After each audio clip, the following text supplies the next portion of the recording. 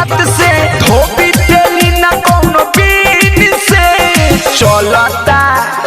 चलता लव बड़ी दिन से सखी रे गाँव के परमीन से चलता लव बड़ी दिन से सखी रे गाँव के परमीन से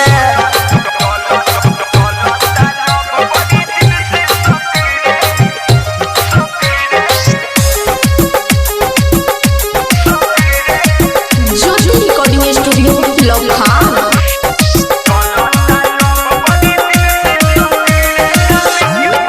हमरा के माने ले जनमों से ज्यादा बड़ा निकला के लाउन कर इरादा हमरा के माने ले जनमों से ज्यादा बड़ा निकला के लाउन कर इरादा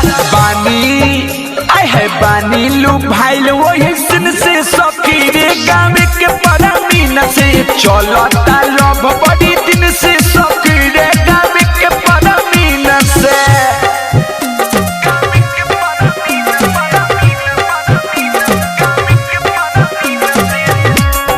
म्यूजिक बाय विकेश भोजपुरिया।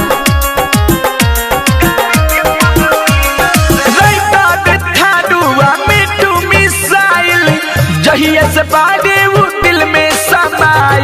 अलबेला सुखिया मीठू मिसाइल जहिया से बाड़े वो दिल में समाई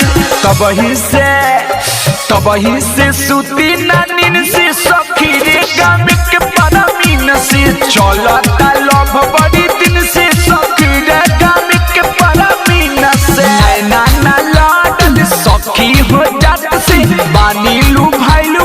मीठी मीठी बात से धोबी तेली ना कोनो बीन से चलता लव बड़ी दिन से सखी रे गाँव के परमीन से चलता लव बड़ी दिन से सखी